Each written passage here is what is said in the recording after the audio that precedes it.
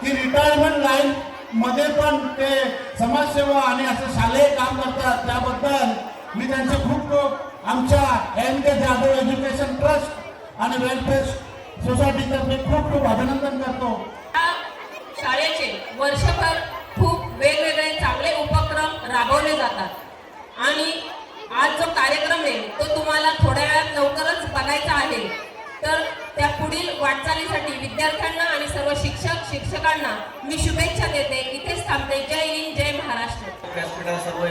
या 22 वर्षामध्ये या शाळेने विकासाचे शिखर गाठलेले आहे। तसेच आपल्या शाळेतील मुले विविध क्षेत्रात चमकून आपल्या शाळेचं नाव रोशन करत आहे।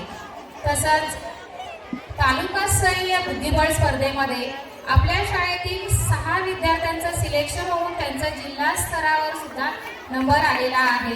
त्या सर्व विजेत्यांचं मी इथे स्वागत करते।